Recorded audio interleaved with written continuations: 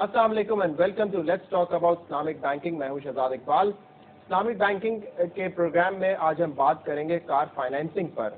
और पहले मैं आपसे जो है हमारे आज के गेस्ट, आज के पैनल का भी तारुफ कराते चलूं। उसके बाद हम जो है कुछ ईमेल्स भी डिस्कस करेंगे जो क्वेरीज आप लोगों ने हमें भेजी हमारे ईमेल एड्रेस पर। हमारे साथ आज शो में तशरीफ रखते हैं डॉक्टर इमरान उस्मानी साहब, शरिया एडवाइजर हैं मीज़ान बैंक के, and he is also the head of product development. Imran साहब, thank you very much for joining us. Imran साहब के साथ आज हमारे दूसरे गेस्ट हैं अहमद अली सिद्दीकी साहब, ईवीपी प्रोडक्ट डेवलपमेंट एंड शरिया कंप्लायंस। अहमद साहब, thank you very much for joining us and अस्सलाम वालेकुम। और कादर अली बेग साहब, EVP head of consumer finance, Meezan bank. Qadir साहब, thank you very much for joining us. तो पिछले एपिसोड में हमने एक नोट पर प्रोग्राम खत्म किया था, वो कार फाइनेंसिंग का भी हिस्सा है, तो उस सवाल को हम वहाँ पे एडजस्ट कर लेंगे। कुछ ईमेल्स इमरान साहब, अहमद साहब और कादर साहब हमारे पास आई हैं, उनको हम पहले डिस्कस करते हैं। आफ्ताब हुसैन साहब ACCA के स्टूडेंट हैं, दाऊद ग्रुप में काम करते हैं। ये बड़े ही कंफ्यूज्ड हैं। ये कहते हैं इनको नहीं समझ आ रही कि एक प्रॉपर और सेटिस्फैक्ट्री डिफरेंस क्या है between an Islamic bank, specially Meezan bank, और एनी अदर कन्वेंशनल बैंक। क्या इसमें एक बेसिक डिफरेंस है? इन्होंने अपनी कंफ्यूजन को मजीद इसमें बयान किया है ईमेल में। उन्होंने कहा है कि उन्होंने एक किताब तकलीमा से रेफरेंस लिया था जिसमें बहुत ज़्यादा फेवर नहीं की गई है इस्लामिक बैंकिंग सिस्टम की। साथ साथ ये भी लिखते हैं कि जो उस बुक के राइटर हैं हबीबुल्लाह साहब, वो एक रिस्पेक्टिव पर्सनैलिटी हैं, उनकी बातों को इग्नोर नहीं किया जा सकता। फिर वो आपकी इमरान उस्मानी साहब और आपके वालिद साहब की, मुफ्ती तकी उस्मानी साहब की भी बड़ी तारीफ़ें करते हैं। वो कहते हैं कि आप लोग की जो बातें हैं वो भी उनको सही लगती हैं, और अगर आपने इस किताब का, तकलीमा का, कहीं आंसर दिया है, कहीं जवाब दिया है, कहीं किसी स्पीच में, आर्टिकल में, किताब में, तो वो भी बयान करें। तो ये बताएं कि क्या उस किताब में ऐसा था, और क्या एक बेसिक डिफरेंस किसी भी एक इन्वेस्टर को नजर आ सकता है या डिपॉजिटर को नजर आ सकता है? सबसे पहले तो मैं आपका शुक्रिया अदा करता हूँ। देखिए, ये बात पहले भी कई मरतबा जिक्र हो चुकी है कि इस्लामी बैंकारी में और सूदी बैंकारी में जो बुनियादी फ़र्क है वो हलाल और हराम का फ़र्क है। यानी ये चीज़ आपको सब जानते हैं इस बात को कि रिबा अल्लाह ताला ने हराम करार दिया है। जी। और रिबा क्या होता है कि किसी भी कर्जे की ट्रांजैक्शन में, किसी कर्जे के सौदे में कोई चीज़ इजाफी तलब करना, तो ये सूद या रिबा कहलाता है। तो ये रिबा या मैसर या गरर जो चीज़ें हम पहले जिक्र कर चुके हैं, ये सब चीज़ें जो है वो जायज़ नहीं है। तो इस्लामी बैंकारी के अंदर एक ऐसी तिजारत की जाती है जो जायज़ तिजारत होती है, जिसमें किसी चीज़ को बेचा जाता है या ख़रीदा जाता है, या कोई चीज़ जो है वो पार्टनरशिप की जाती है, मुशारका मुदारबा किया जाता है, या किसी किस्म के इस्तिस्ना या सलम के मुख्तलिफ एग्रीमेंट्स हैं जो कि शरिया कंप्लाइंट एग्रीमेंट्स हैं। तमाम हमारी क्लासिकल बुक्स के अंदर, जो पुरानी कदीम किताबें हैं, उसके अंदर सारा उनका तज़किरा मिलता है। तो वो ट्रांजैक्शन की जाती हैं, उसमें रिबा से अवॉइड किया जाता है। ये बुनियादी फर्क में क्या तकमीला एक किताब उन्होंने लिखी है, तकमीला नाम है। तकमीला, ठीक है, वो एक किताब थी, उसका उन्होंने फर्दर एक एडिशन निकाला जो तकमीला के नाम से उन्होंने जिक्र किया। तो उसमें बहुत सारी चीज़ें उन्होंने जिक्र की, लेकिन वो किताब जो है वो हमने भी पढ़ी और देखी हमने। तो उसमें जो सवालात थे वो ज़्यादातर उसमें ऐसी चीज़ें हैं कि जो कि हमें वाक़े के मुताबिक नज़र नहीं आई। मिसाल के तौर पे उन्होंने ये जिक्र किया कि आपकी मीज़ान बैंक की जो स्कीम है कार मुराबाहा की, हालांकि कार मुराबाहा की स्कीम नहीं है, कार इजारा की स्कीम है। ठीक है। इस तरीके से और स्टॉक मार्केट से मुताल्लिक़ इस तरह की चीज़ें उन्होंने लिखी, जो चीज़ें हालांकि हमने उसको जैसे स्टॉक मार्केट की जो शराइत बयान की हैं वो अलग हैं, और जो चीज़ें जायज़ हैं वो अलग हैं। तो ऐसा लगता है कि शायद उनको किसी ने गलत तरीके से बतला दिया गया। अगर वो लगता ये कि हमने जैसे आपने पूछा कि इससे कोई जवाब दिया गया, तो हमारा ये काम नहीं है कि बाकायदा किसी का साथ कोई जवाबात या सवालात करें। अलबत्ता एक पॉजिटिव वे में एक किताब पूरी की पूरी तफसील के साथ मैंने लिखी है, उसमें जिसमें इस्लामी बैंकारी के तारुफ के नाम पर। तो उसके अंदर उसमें एक तो पूरी इस्लामी बैंकिंग का तारुफ जिक्र कर दिया गया है, और उस पर जो एतराज़ात, वाकई एतराज़ात किए जा रहे हैं, उन सब को तफसील के साथ जिक्र कर दिया गया है। देखिए, हम सब की कोशिश यही है कि दरहकीकत एक जायज़ तरीके से लोगों के लिए कारोबारी सहूलियात को फराहम किया जाए। अगर खुदा न खास्ता कहीं से भी कोई गलत चीज़ नजर आएगी तो उससे हम सब लोगों को बचना है, इज्तनाब करना है, यही हमारा मकसद है। अब से 10-11 साल से मुस्तकिल इसी में मेहनत की जा रही है। यही काम आप समझते हैं कि आजकल की बैंकारी, आजकल के बिजनेस जो है वो इतना सोफिस्टिकेटेड हो गया कि एक लेमैन जो है ना वो डिफ्रेंशिएट नहीं कर सकता, एक सादा एक आम आदमी, कि ये चीज़ हलाल है या हराम है। तो बुनियादी तौर पे क्या कहते हैं, आपने उसके अंडरलाइन कॉन्ट्रैक्ट्स पढ़ने पड़ते हैं, ट्रांजेक्शन को समझना पड़ता है। तो ये सब चीज़ें, फिर लॉ को, रेगुलेशंस को, इन तमाम चीज़ों को देखना पड़ता है। तो तब चीज़ें जाके ज़्यादा क्लियर तरीके से समझ में आती है। आई एम श्योर कि अगर जो जिन साहब ने हमें ईमेल की है, आफ्ताब हुसैन साहब, अगर वो हमारा प्रोग्राम रेगुलरली देख रहे हैं तो हम डिस्कस करते रहते हैं हर स्टेज पे हर प्रोडक्ट के हवाले से कि क्या हलाल है क्या हराम है। जी, इसीलिए कर रहे हैं ताकि लोगों की अवेयरनेस क्रिएट हो। कोई सवाल जो आ रहे हैं तो हम उसको वहीं कोई जवाब भी दे रहे हैं। इंशाल्लाह अगर कोई सवाल आप हजरात को, जो भी हमारे देखने वाले हजरात हैं, तो अगर उनके जहन में आता है तो इंशाल्लाह उसको पूरी तरीके से हम हल करने की। ठीक है, एक और ईमेल हमारे पास आई है और इस ईमेल के राइटर हैं उस्मान साहब, सियालकोट से लिखते हैं कि कार इजारा का प्रोडक्ट क्या है और मीज़ान बैंक भी ये प्रोडक्ट ऑफर कर रहा है, और कन्वेंशनल और एक इस्लामिक बैंकिंग के जो कार फाइनेंसिंग का प्रोडक्ट है उसमें क्या डिफरेंस है। क्योंकि हमारा प्रोग्राम कार फाइनेंसिंग का ही है तो मेरे ख्याल से उस्मान साहब को अपना जवाब इस प्रोग्राम में ज़रूर मिल जाएगा। तो इस तरफ आते हैं। कार फाइनेंसिंग एक बड़ा ही बेसिक बुनियादी प्रोडक्ट है जो कि हर बैंक ऑफर कर रहा है, कन्वेंशनल बैंक भी ऑफर कर रहा है, इस्लामिक बैंक भी ऑफर कर रहा है, और आहिस्ता आहिस्ता हम देख रहे हैं कि जो लोग हैं वो इस तरफ आ रहे हैं, इस्लामिक बैंकिंग की तरफ आ रहे हैं when it comes to car financing. क्या है ये प्रोडक्ट, इस्लाम में कार फाइनेंसिंग किस तरीके से होती है? सबसे पहली बात तो ये हमें याद रखनी चाहिए, जो जैसे हमने कई मरतबा जिक्र किया इस बात का, कि इस्लाम में किसी को कर्जा देना, यानी पैसे की शक्ल में किसी को कर्जा देना और उसके ऊपर से सूद लेना चाहिए नहीं। ठीक है। अलबत्ता तिजारत कर सकते हैं आप। तिजारत के अंदर कोई चीज़ आप, कोई भी एसेट ऐसा हो जो फिक्स एसेट हो, कहीं जो फरोख्त की जा सकती हो, उसको आप किसी नफे के साथ फरोख्त कर सकते हैं। ठीक है। चाहे उधार पे फरोख्त कर रहे हो, चाहे स्पॉट या नकद पे फरोख्त कर रहे हो, तो आप उसको बेच सकते हैं।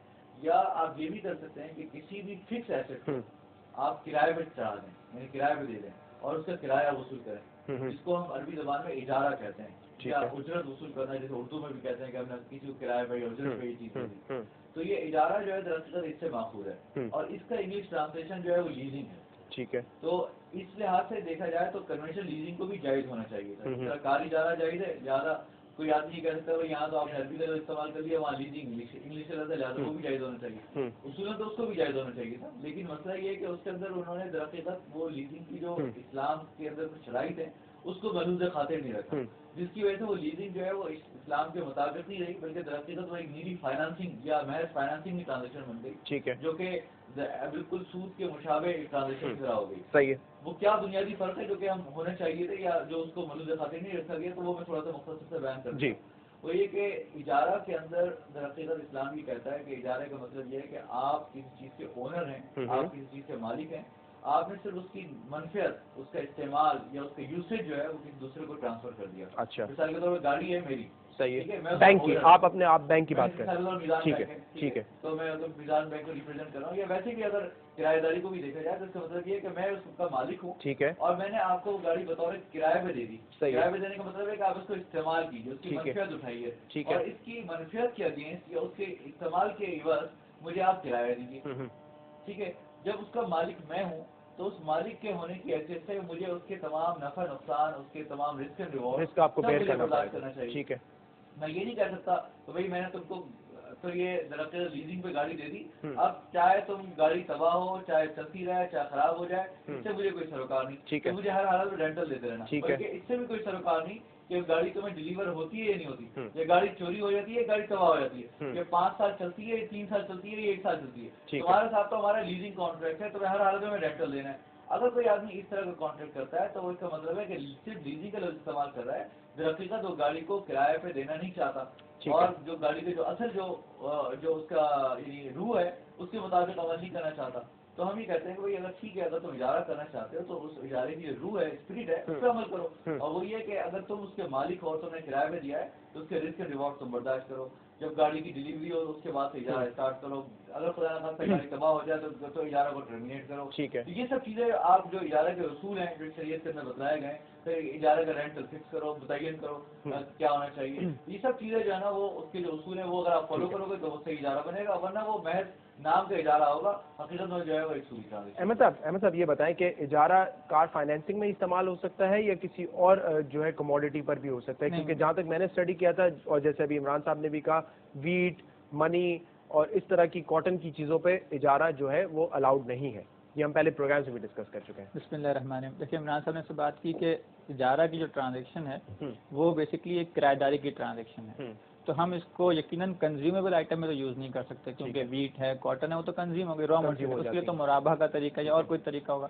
इजारा आप कर सकते हैं प्लांट के लिए, मशीनरी के लिए, जनरेटर के लिए, गाड़ियों के लिए, घरों के लिए, ये फिक्स एसेट के लिए इजारा कर सकते हैं। और नॉर्मली ये लॉन्ग टर्म होती है, 3 साल, 4 साल, 5 साल के लिए की जाती है। और इससे भी ज़्यादा कर सकते हैं, लेकिन इसकी बेसिक जो इसकी कहते हैं इसकी कंडीशन है कि फिक्स एसेट हो तो हम उसका इजारा कर सकते हैं। ठीक है, एक ब्रेक लेते हैं, इसके बाद हम यहीं से डिस्कशन को आगे बढ़ाएंगे।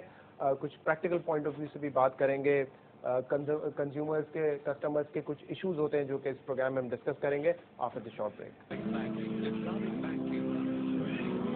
अहमद साहब ये बताएं कि रेंट तो आप देते रहेंगे, अगर आपने कोई कार जो है वो लीज कराई है, फाइनेंस कराई है, तो ये रेंट कब तक देते रहेंगे? इन दी एंड तो ओनरशिप ट्रांसफर हो जाती है ना, तो ये क्या, इसका क्या है, किस तरह इजारा का जो कॉन्सेप्ट है वो ये है कि आप एक चीज़ किराए पे ले रहे हैं। ठीक है। तो जैसे आप गाड़ी में से किराए पे लेते हैं मीज़ान बैंक से, किसी इस्लामिक बैंक से, तो आप उसकी टेन्योर का तयन करेंगे, 3 साल, 4 साल या 5 साल। तो जब तक आप गाड़ी को इजारा पे ले रहे हैं तो आप उसके इस्तेमाल का किराया दे रहे हैं। और अभी आपको पता है कि हमें पता है कि किराएदारी से कभी कोई किराया देने से ओनर नहीं बन जाता जी। तो 3 साल, 4 साल या 5 साल का जो मुद्दत है इजारा का टेन्योर, उसमें तो आप उसके किराएदार हैं, लेसी हैं, और इसका इस्तेमाल का रेंट दे रहे हैं। लेकिन उसके बाद ये ऑप्शन कस्टमर के पास होता है कि वो अगर कार फाइनेंसिंग का इजारा ले रहा है तो 3 साल बाद या 4 साल बाद वो गाड़ी बैंक से परचेज कर सकता है। उसके लिए उसको एक बहुत अट्रैक्टिव प्राइस दी जाती है, और वो तकरीबन 10% या 20% के एवज गाड़ी की वो हमसे गाड़ी खरीद देता है, उसको एक सेल डीड होती है। तो इजारा अच्छा, तो ये जरूरी नहीं कि वो जो है खरीदे गाड़ी, और या खरीदे या ना खरीदे, वो ऑप्शन उसके पास है जी। हमारी जो कार फाइनेंसिंग स्कीम है उसके अंदर एक ऑप्शन दिया गया है कि इजारा का कॉन्ट्रैक्ट कंप्लीट हो गया तो कस्टमर गाड़ी वापस भी कर सकता है और गाड़ी खरीद भी सकता है। अगर वो गाड़ी वापस करता है तो नॉर्मली हम 10% या 20% सिक्योरिटी डिपॉजिट लेते हैं उससे। ठीक है। वो इसीलिए होता है कि अगर गाड़ी को कोई नुकसान पहुंच जाए उसकी गलत इस्तेमाल से तो उससे पूरा किया जाए, अगर उसमें कोई ऐसा मसला नहीं है तो सिक्योरिटी डिपॉजिट वापस कर दिया जा सकता है उसको। सिक्योरिटी डिपॉजिट, क्या ये वही चीज़ है जो कि कन्वेंशनल सिस्टम में इमरान साहब दी जाती है, और वो हम कहते हैं कि डाउन पेमेंट है जो कि 10 या 15%, 20% हो सकती है? सिक्योरिटी डिपॉजिट दरअसल एक रहन है, रहन जिसको अरबी में कहते हैं, रहन भी कहते हैं इसको, गिरवी भी कहते हैं। ये इस मकसद से रखी जाती है कि ताकि अगर मिसाल के तौर पर गाड़ी एक आदमी ने रखी है, उसकी इस्तेमाल कर रहा है, तो खुदा ना खास्ता अगर उसने वो रेंट पे नहीं किया, जो कि उसके उसमें एक डेट बन जाता है, ग्रैंड बन जाता है, उसने वो पे नहीं किया, या खुदा ना खास्ता गाड़ी के अंदर कोई ऐसे नुकसान कर डाला और फिर उसको वो उसने उसकी अदायगी नहीं की, हालांकि उसको जिम्मेदार था, उसकी नेग्लिजेंस की वजह से उसने किया था, तो उसकी वजह से वो उस सिक्योरिटी डिपॉजिट से उसको पूरा किया जा सके। जैसे ही जैसे कि कोई आदमी घर किराए पे ले, तो घर के किराए पे लेने पर 2 तरह के चीजें इस तरह मिल जाती हैं। 6 मंथ एडवांस लिया जाता है, 6 महीने का सिक्योरिटी डिपॉजिट। लेकिन ये बताएं, जब रिस्क जो है बैंक बेयर कर रहा है तो फिर सिक्योरिटी डिपॉजिट कस्टमर से क्यों लिया जाता है? इसलिए कि बहुत सारी चीजें ऐसी हो सकती हैं कि जब कस्टमर उसको इस्तेमाल कर रहा है तो उसकी नेग्लिजेंस की वजह से उसकी है तो वो अमीन, अच्छा ठीक है, मिसाल के तौर पर मैंने गाड़ी आपको इस्तेमाल के लिए दे दी, लेकिन इसका मतलब ये नहीं है कि आप चाहे उसको मिसयूज करें या आप उसको उसमें नेग्लिजेंस करें, मिसकंडक्ट करें, जो भी करें आप खुदा ना खास्ता गाड़ी को तबाह कर दें और फिर भी उस सूरत में मैं नुकसान बर्दाश्त करूँ। सही है ना? तो अगर आपने खुदा ना खास्ता उसको सही तरीके से इस्तेमाल नहीं की और फिर उसके बाद उसको कोई नुकसान हो गया तो फिर आप ही लायबिल होंगे। ठीक है। कादिर साहब, कमिंग टू यू, ये बताएं कि इस वक्त किस हद तक डिमांड है इस्लामिक बैंक्स में इस प्रोडक्ट की, कार फाइनेंसिंग की, क्योंकि जो स्टैट्स हैं वो यही बताते हैं कि आहिस्ता आहिस्ता कस्टमर जो है इस तरफ अट्रैक्ट हो रहे हैं। बिस्मिल्लाह, बिल्कुल अट्रैक्ट हो रहे हैं अल्हम्दुलिल्लाह। जिस तरीके से ग्रोथ हो रही है, जिस तरीके से अवेयरनेस क्रिएट हो रही है, इस प्राइमरी इसकी अवेयरनेस की एक पहलू है जो हमने देखना है कि जब उसको समझ आ जाता है कि प्रोडक्ट में कितनी मटेरियल सब्सटेंस डिफरेंस क्रिएट करता है between conventional and Islamic product, तो वो फिर मेरे को नहीं लगता है कि दोबारा वो कन्वेंशनल की तरफ कभी जाता है। वो ना प्राइमरी जो डिफरेंस क्रिएट होती है car financing Islamic vis-a-vis conventional, वो रिस्क का है। वो रिस्क बेसिकली अगर हम एक कन्वेंशनल बैंकिंग की प्रोडक्ट्स को देखें या नॉर्मल लीजिंग हम देखें तो वहाँ पर बैंक जो है, जैसे मैंने पहले लास्ट प्रोग्राम में भी कहा था कि जो बेसिक डिफरेंस क्रिएट हम करते हैं या इस्लामिक प्रोडक्ट क्रिएट करता है वो है basically sharing of the risk. ठीक है, आमतौर पे बैंक जो कन्वेंशनल लोनिंग करते हैं उसमें वो सिर्फ जो लोन अमाउंट है वो he has full recourse to that loan amount only, he has no recourse on the asset. उसका एसेट की रिकवरी में या एसेट की टेक ओवर में उसका इतना इंटरेस्ट नहीं होता है जितना उसने जो अमाउंट दिया हुआ है, एक्चुअली जो एक्सपोजर उसने लिया हुआ है वो सिर्फ कहता है कि वो अमाउंट मुझे मिल जाए एंड दैट्स इट। अब इसकी मिसाल में इससे थोड़ा सा बैकअप करने के लिए आपको इस तरह बताऊँ, मिसाल के तौर पर इंश्योरेंस आप कवर लेते हैं गाड़ी के ऊपर, जो तकाफुल हम Islamic product point of view से कहते हैं और एक normally conventional point of view से इंश्योरेंस हम कहते हैं। वहाँ पे अगर फॉर इंस्टेंस आप एक गाड़ी लेते हैं 5 साल के लिए, 2 साल के बाद गाड़ी को फर्स्ट एक रोज मेजर एक्सीडेंट हो जाता है या कोई मिसहैप हो जाता है, जो कस्टमर की गलती नहीं है, जो customer anybody, I mean you on the road, you on the move, so anything can happen there. तो वहाँ पर अगर गाड़ी को कोई ऐसी डैमेज हो जाती है तो कस्टमर को वहाँ पर हम जो सेटलमेंट होती है, मार्केट वैल्यू जो प्राइस हो और जो इंश्योरेंस वैल्यू की जो प्राइस होती है, जो डिफरेंशियल होती है वो, या इस शक्ल में जब सेटलमेंट होती है तो एक्सेस उसको पे भी किया जाता है, एज ए गिफ्ट की शक्ल में हम उसको पे कर देते हैं। ठीक है, हम दूसरा रिस्क भी उसके साथ कैरी कर रहे होते हैं कि चूंकि एडवांस में इंश्योरेंस नहीं पे कर रहे होते हैं हमारे साथ चूंकि वो एक मुद्दत के लिए लिया होता है तो हम उसको पहले से अपने तौर पे कवर करके रखे होते हैं क्योंकि वो हमारी अपनी एसेट होती है। ये बताएं कि ऑब्वियसली काफी सारे कस्टमर्स ऐसे होते हैं जिनको आप पर्सनली नहीं जानते, तो ये ट्रस्ट किस तरह बिल्ड होता है? बिकॉज जैसे कि हमने डिस्कस किया कि सिक्योरिटी डिपॉजिट लेते हैं क्योंकि गलती किसी एंड से भी हो सकती है, चाहे नेचुरल डिजास्टर है, कस्टमर की कोई गलती नहीं, उसकी नेग्लिजेंस की वजह से हुआ है, then he is at fault. तो how do you trust your customer on that? देखिए ये प्रोसेस है, ये एक प्रोसेस है जिसमें बहुत सारे एलिमेंट्स इन्वॉल्व होते हैं।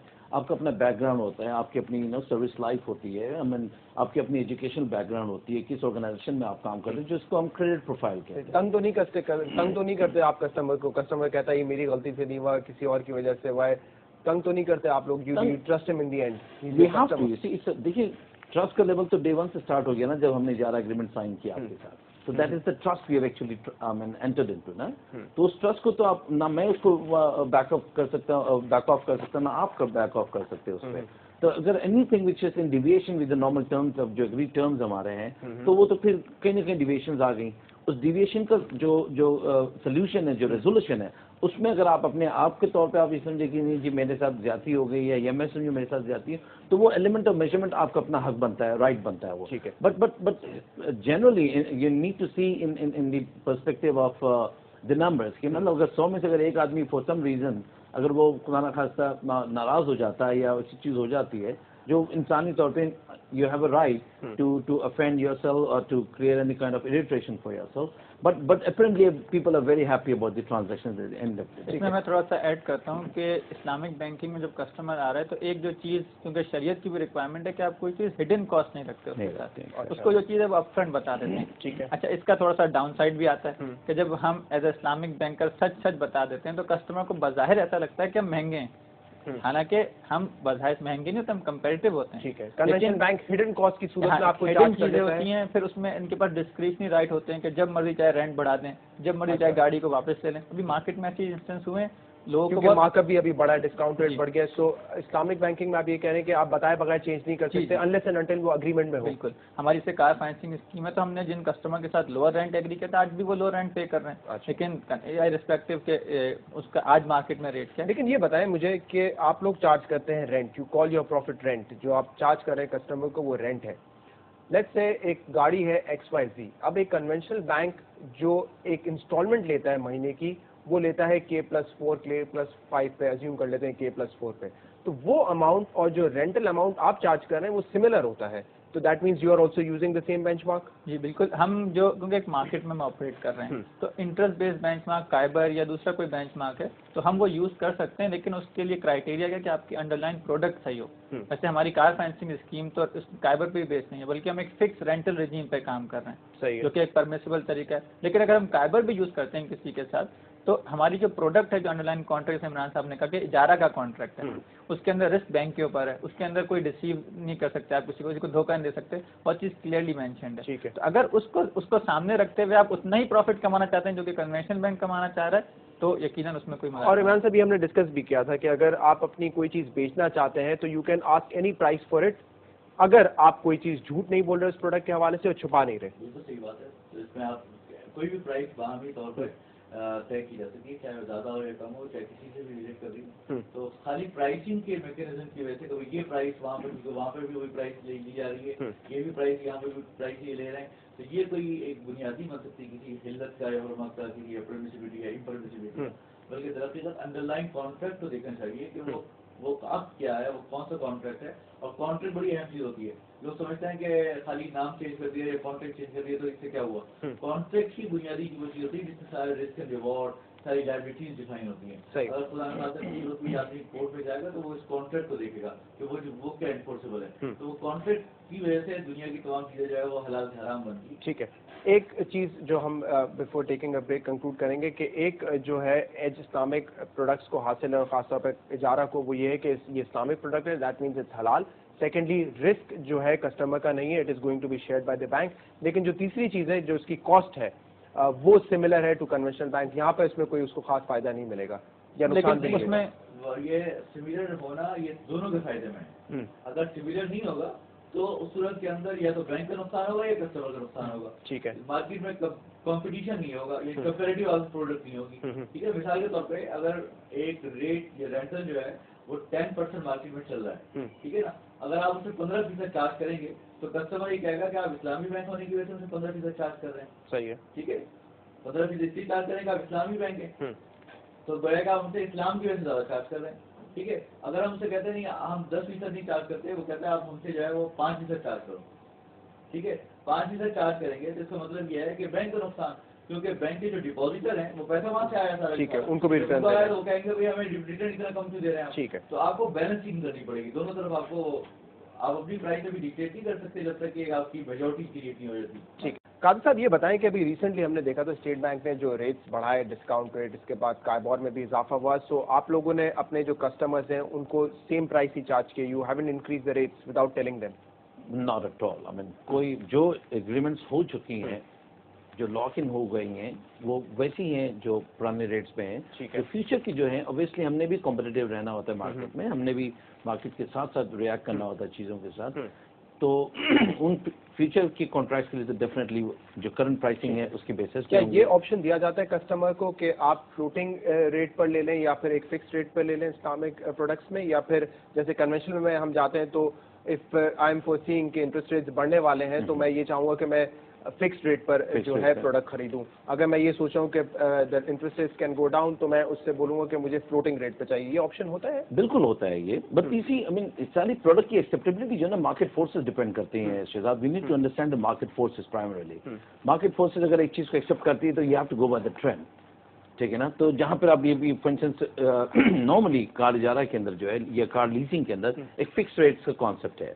अच्छा, तो जिस दिन अगर आपको उस कॉन्सेप्ट में चेंज आती है या प्रोडक्ट न्यू डेवलप प्रोडक्ट होती है या वेरिएबल रेट प्रोडक्ट डेवलप हो जाती है, the consumer starts accepting that, तो आई थिंक वो मार्केट का ट्रेंड बन जाएगा। रेंटल वेरी करता है या नहीं करता over a period of time? For example नहीं, मतलब अगर मैं पहले महीने में लेट्स से 10,000 भर रहा हूँ तो वो तमाम मेरे 5 साल तक जो है मंथली जो इंस्टॉलमेंट या रेंट रहेगा वो 10,000 ही रहेगा। हमने ये किया कि जब कस्टमर पास आता है तो उसकी एक रीपेमेंट या उसकी एक इंस्टॉलमेंट पे करने की या रेंटल पे करने की कैपेसिटी होती है। ठीक है, अगर हम देखते हैं कि आप 10,000 रुपये पे कर सकते हैं तो हम इसको इस तरह करते हैं कि आपको शुरू में 20,000 चार्ज करें, बाद में 10,000 रेंट लें।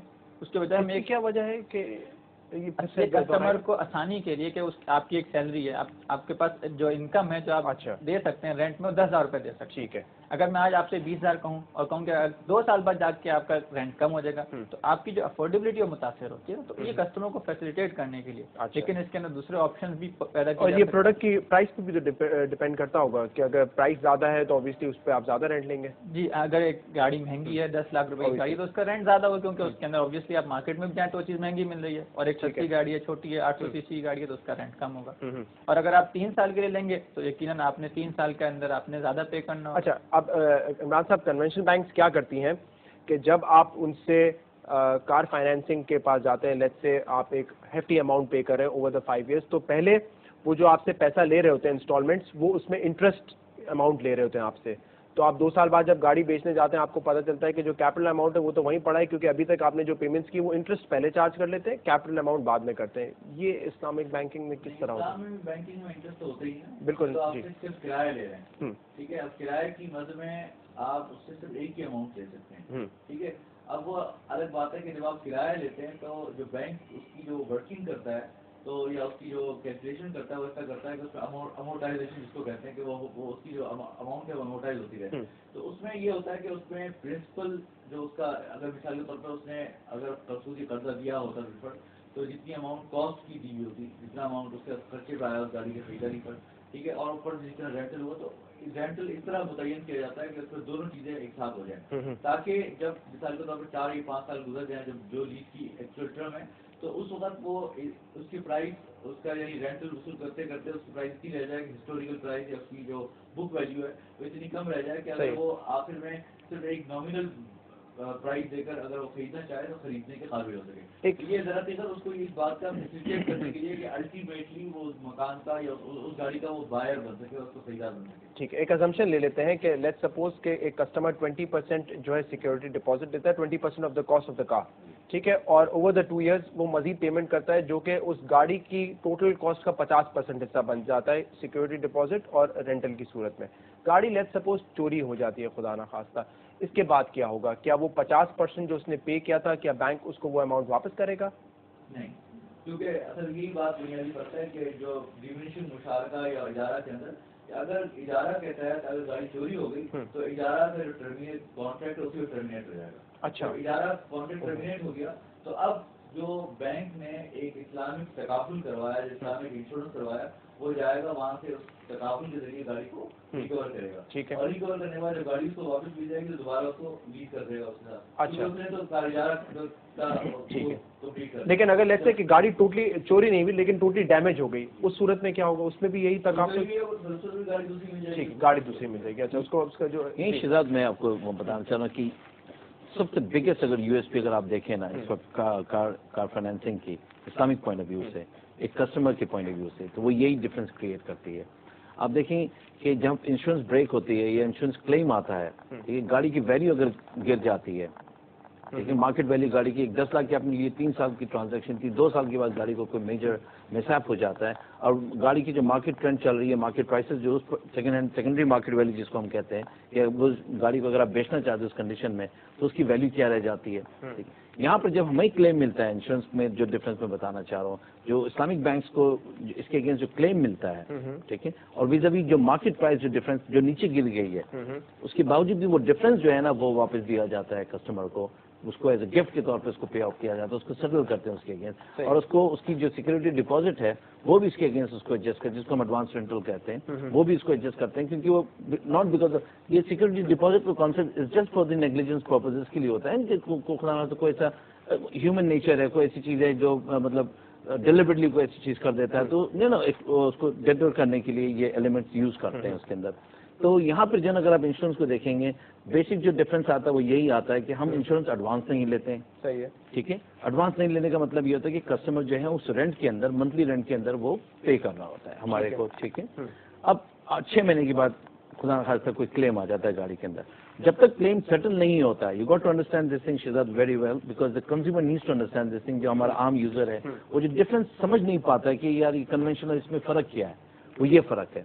जब हमारे केस में, इस्लामिक प्रोडक्ट की केस में, अगर गाड़ी एक मेजर डैमेज होती है, 2 महीने तक अगर इंश्योरेंस कंपनी उसको सेटल नहीं कर रही है, we don't charge you any rental on that for those 2 months और 3 months। ओके, ठीक है, जब तक वो क्लेम सेटल नहीं होता है, वो जैसा अभी इमरान साहब ने बताया कि वो कॉन्ट्रैक्ट कैंसिल हो जाता है और वो स्टॉप हो जाती है। ठीक है, और जब तक वो प्रोडक्ट वापस, जब तक उसका सेटल नहीं होता है, जैसे सेटल हो जाता है वो 3 महीने का पीरियड या 2 महीने का पीरियड जिसको आप लॉस पीरियड कहते हैं, वो फिर आपके टेनर में हम ऐड कर देते हैं। मिसाल के 36 महीने का ट्रांजैक्शन था, 6ठे महीने में या 8वें महीने में कोई ऐसी मिसहैप हुई है, 2 महीने का गैप आ गया, क्लेम सेटलमेंट होने तक आपकी यूज में नहीं है वो चीज, तो वो 2 महीने हम आपकी पीरियड टाइम लाइन में आगे पीछे बढ़ा देते हैं, वो 36 से वो 38 में चला जाता है, but then you are not paying anything in addition to what you would normally pay in conventional source. ठीक है, अहमद सर ये बताएं कि अगर मैं एक डिस्कस करके बैंक के साथ एक अमाउंट फिक्स कर लेता हूँ कि ये मेरा मंथली रेंटल है, लेट्स से मेरी जो है इनकम बढ़ जाती है और मैं बलून पेमेंट्स करना चाहता हूँ,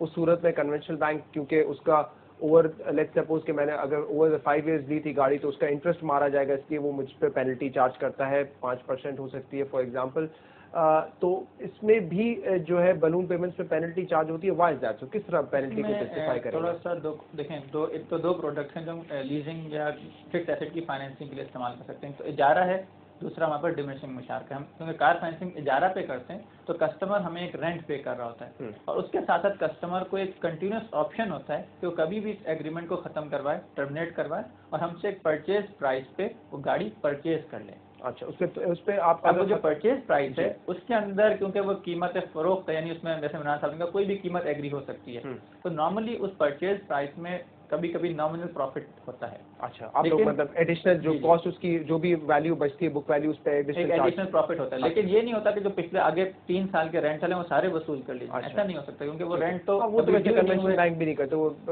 5% पेनल्टी ले लेते हैं, पूरा तो नहीं। लेकिन यहाँ पेनल्टी नहीं है क्योंकि यहाँ पे तो इजारा टर्मिनेट हुआ और वो बैंक का प्रॉफिट है, बैंक से वो गाड़ी परचेज कर रहा है। ठीक है। कई दफा ऐसा भी होता है कस्टमर परचेज नहीं करते, फिर उसकी डिफरेंट ट्रीटमेंट हो सकती है। ठीक है। और in case of late payments अगर कोई रेंट अपना टाइम पर नहीं दे सकता तो उस पर जो पेनल्टी चार्ज होती है, ये टॉपिक हमने लास्ट वक्त जब डिमिनिशिंग मुशारका कर रहे थे अबाउट द हाउस फाइनेंसिंग, उस वक्त भी हमने डिस्कस किया था कि पेनल्टी क्यों चार्ज करता है। इसको भी थोड़ा सा समझने की जरूरत है कि पेनल्टी इसमें कहना भी शायद सही नहीं है। होता क्या है, कस्टमर ने हमसे एक मुआहदा किया कि जनाब मैं आपको हर महीने 10,000 रुपये पे करूंगा। अब इस्लामिक बैंकिंग में जब वो किराया ड्यू हो गया तो हम उससे कोई एडिशनल अमाउंट नहीं ले सकते कि भाई तुमने ड्यू देर से पे किया तो तुम इतने 100 रुपये या इतने रुपए इतने % मुझे मेरी इनकम में दोगे, क्योंकि अगर वो देगा तो वो इंटरेस्ट हो गया, मैं लूंगा तो मेरे लिए भी गलत हो गया। सही। अब इसको रोके कैसे? तो जब इसको डिस्कस किया, उलमा से मशवरा किया तो पता चला कि जनाब आप कस्टमर से कहें कि आप एक वादा करें, आप एक अंडरटेकिंग करें कि अगर मैंने डिले किया, अपनी गलती से डिले किया तो मैं कुछ अमाउंट चैरिटी में दूंगा या सदके के तौर पे दूंगा। ठीक, वो बैंक डिपॉजिटर्स को नहीं दे सकता। नहीं, वो तो सदका है, वो सदके में चला जाएगा, बैंक के पीएनएल में नहीं आता, बैंक अकाउंट में नहीं आता। अच्छा, तो वो दरअसल वो एक अलग जिम्मेदारी से वो जो है चैरिटी में देते हैं, अकाउंट है उसको चले जाता है और फिर उसको शरिया स्कॉलर्स उसको डिसाइड करते हैं कि उसको कहाँ पे चैरिटी। तो बैंक फिर क्यों ये अंडरटेकिंग साइन करवाते हैं? मतलब अगर उनके पीएनएल में नहीं जा रहा, सदका देना है या नहीं देना ये तो कस्टमर पे, उसको नहीं देना वो ना दे। बुनियादी फर्क यही है कि यही इस्लामिक बैंकों में अपना फर्क है कि जो सूदी बैंक है वो तो चाहेंगे रोल ओवर हो जाता है, ठीक है, ताकि अगर अभी नहीं किया तो कंपाउंड करके सूद पर कब करके उससे ले लिया जाए। ठीक है। इस्लामिक बैंकों के अंदर तो एक जो भी अमाउंट है बस वही मिली है, मिसाल को बराबर किया तो एक फिक्स प्राइस मिली है, तो रोल ओवर नहीं कर सकते, कंपाउंड नहीं कर सकते, ठीक है। तो जब उनको मिली नहीं इजाफी प्राइस तो इससे उनको कोई फायदा ही नहीं है, सही। तो वो पैसे चैरिटी में जाए। लेकिन इससे दूसरे लोग गलत फायदा उठा सकते हैं, खासतौर पर क्लाइंट है, वो कहेंगे बहुत अच्छी बात है इस्लामिक बैंकिंग के अंदर लो और डिफॉल्ट कर जाओ, तो डिफॉल्ट कर जाओ, ज्यादा जो है उसको एक इंसेंटिव मिलेगा गोया के डिफॉल्ट करने का।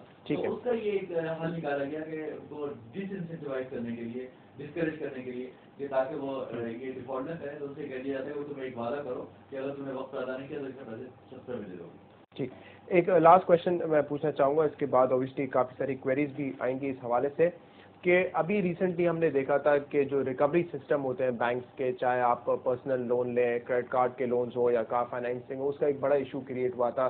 कन्वेंशनल बैंक्स जो तरीका इस्तेमाल कर रहे थे रिकवरी का वो अच्छा नहीं था, सुसाइड्स भी हुई हैं उस वजह से, स्टेट बैंक ने भी एक्शन लिया है, काफ़ी तरह की चीज़ें हुई हैं। नाउ अगर कोई शख्स 3 महीने 4 महीने तक पेमेंट नहीं कर रहा, क्या होगा? उसकी गाड़ी जो है फोर्सफुली रिपोजेट कर ली जाएगी? देखिए उसका एक मैकेनिज्म है। जब हमने इजारा एग्रीमेंट किया तो कस्टमर को हमने कहा आपने इस डेट पे रेंट पे करना है अपना। फिर हम ये करते हैं, खुदा ना खास्ता कोई डिले करता है तो फिर हम उसको कुछ मोहलत देते हैं, उसको 1 महीना की मोहलत दी है, 2 महीने की मैक्सिमम मोहलत दी जाती है। अगर फिर भी वो नहीं रीपे करता, वो रेंट नहीं पे करता, तो फिर देखें बैंक के पास क्या ऑप्शन है। मैं एक डिपॉजिटर के पैसे मैंने इन्वेस्टमेंट में गाड़ी खरीदी, उसकी फिर मैंने आगे लीज पे दिया। अब मेरा कस्टमर जिसने लीज पे लिया था वो पे करने को तैयार नहीं है, तो फिर ये मेरा हक बनता है शरन भी कि मैं गाड़ी को रिपोजेस करके फिर या तो मार्केट में बेचूं या उसका कोई तस्फिया करूं। ठीक है, क्योंकि अब डिपॉजिटर के पैसे पे तो ये कोई मतलब जायज़ में मुनासिब बात नहीं कि एक छोटे डिपॉजिटर का पैसा हमने इन्वेस्ट किया और कोई साहब गाड़ी लेके भाग गए और कहें मैं तो रेंट भी पे नहीं करूंगा और गाड़ी भी नहीं वापस करूंगा, तो इसलिए गाड़ी रिपोजेस करने का यकीनन। और फिर आप लोग क्या करते हैं? कन्वेंशनल बैंक तो भेज देते हैं, अगले दिन आप जब आते हैं पता चला आपने 3 इंस्टॉलमेंट्स भरी हैं, अब तक इतना पैसा दिया है, लेकिन अब गाड़ी बैंक ने भेज दी। नहीं, पहला ऑप्शन हमारे पास, हम कस्टमर से फिर रब्ता करते हैं और कहते हैं कि भाई अब ये आप रेंट नहीं पे कर रहे तो अभी गाड़ी परचेज कर लो हमारे से। ठीक है, तो अभी पहला ऑप्शन कस्टमर को दिया था। कस्टमर कहते नहीं मैं परचेज भी नहीं करूंगा, मैं रेंट भी नहीं दूंगा, मैं तो अब इससे डिफॉल्ट कर गया, मैं डिफॉल्ट कर रहा हूँ, तो फिर हम वो गाड़ी मार्केट में बेचते हैं। लेकिन अगर उसमें भी मार्केट की, जब हम मार्केट में बेचते हैं और हमें नुकसान नहीं हुआ, यानी जो उसने परचेज प्राइस हमसे एग्री की थी उससे ज़्यादा पे बिक गई, अच्छा, तो फिर उसका जो सिक्योरिटी डिपॉजिट है वो पूरा वापस मिल जाता है। ये नहीं होता कि सिक्योरिटी डिपॉजिट हमने रख लिया। ठीक है, अगर आपको उतना ही उसी प्राइस पे आपकी चीज चली जाती है, अगर आपकी नुकसान होता है आपको उस ट्रांजेक्शन में, देन आप उस हिसाब से उसका सिक्योरिटी डिपॉजिट काट लेते हैं। अगर कोई रेंट भी ओवरड्यू नहीं है, यानी रेंट भी रिकवर हो गया, नुकसान भी कोई नहीं हो, तो फिर जो उसका जो सिक्योरिटी डिपॉजिट है वो उसको वापस मिल जाता है। ठीक है, कुछ लास्ट वर्ड कहना चाहिए? Yes sir, I think I need to just get in here.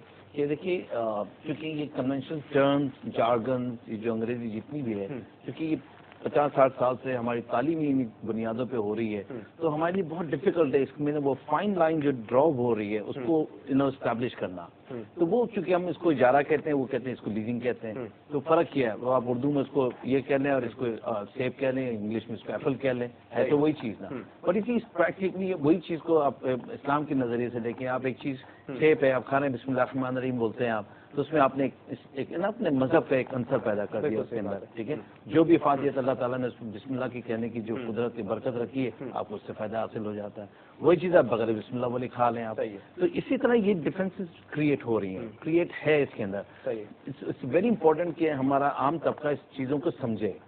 ठीक है, चीज़ों को समझने के लिए उसको इसमें आना पड़ेगा। और इसके फवायद भी काफी एग्जैक्टली ये फवायद जो कि नजर आ रहे हैं, जैसे हम बात करें कि बैंक रिस्क चेक करता है, ये चीज सबसे बड़ी एलिमेंट है ये। आप अंदाजा लगाइए कि मतलब एक कन्वेंशन के मुकाबले में अगर इस्लामिक को आप देख रहे हैं आप, तो आप ये देखिए कि एक ट्रांजेक्शन आपने स्टार्ट लिया, आपने सिर्फ आपकी जबान में, कन्वेंशनल जबान में आपने डाउन पेमेंट दिया, सिक्योरिटी डिपॉजिट लिया, हमने उसको एडवांस रेंटल की मद में लिया उसको, सिर्फ हम एडवांस रेंटल ही ले रहे होते हैं, हम एडवांस रेंट नहीं ले सकते हैं आपसे। फर्स्ट इंस्टॉलमेंट जो नॉर्मली ये लोग कन्वेंशन में ले लेते हैं, इंश्योरेंस ले लेते हैं, इंश्योरेंस प्रीमियम फर्स्ट इंस्टॉलमेंट में ले लेते हैं, वो सारी चीजें आप देखिए हमारे पास सिर्फ एक एडवांस रेंटल या सिक्योरिटी के शक्ल में खा वो 10% हो या 15% हो, सिवाय उसके और कुछ पेमेंट आपने नहीं करनी होती है। तो आप कैश फ्लोज अगर आप 1 लाख की ट्रांजेक्शन आप कर रहे हो, तो आप देखिए यहाँ पर आप सिर्फ 10,000 रुपए की एवज आप एक चीज हासिल कर लेते हैं। ठीक है, और अगर कन्वेंशनल के मुकाबले जाएंगे तो मिनिमम आपको उसमें एक एडवांस रेंटल देना होता है और इंश्योरेंस एडवांस में देना होता है। इंश्योरेंस प्रीमियम जो साल भर का है आप वो एडवांस में दे देते हैं। यहाँ पर आपको सिर्फ एक डाउन पेमेंट किया, एक सर्टेन अमाउंट किया एडवांस रेंटल की शक्ल में, और एक ही करके ट्रांजेक्शन आपने वो चीज आपके पास मैसर हो गया। ठीक है, बहुत बहुत शुक्रिया कादर अली बेग साहब, आप शो पर तशरीफ लाए। Ahmed Ali Siddiqui, thank you very much. और डॉक्टर इमरान उस्मानी, आपका भी बहुत बहुत शुक्रिया, आप तीनों हज़रात शो पर तशरीफ लाए। हमने इनसे बात की कार फाइनेंसिंग के हवाले से, इजारा के थ्रू जो है कार फाइनेंसिंग इस्लाम में जायज़ है। हमने इसकी बात की, इसके प्रोज एंड कॉन्स पे क्या फ़ायदे हैं। ऑब्वियसली सबसे बड़ा फ़ायदा तो इसका यही है कि बैंक जो है एक कस्टमर के साथ रिस्क शेयर कर रहा होता है। अगले प्रोग्राम में मज़ीद टॉपिक्स को हम डिस्कस करेंगे कार फाइनेंसिंग के हवाले से या इस्लामिक बैंकिंग से रिलेटेड। अगर कोई और आप सवाल हमसे करना चाहें तो please mail us at islamic.banking@businessplus.tv। हम आपके ईमेल्स को अपने प्रोग्राम्स में शामिल भी करेंगे। फिलहाल शो से इजाज़त दीजिए, अल्लाह हाफ़िज़। Let's talk about Islamic banking.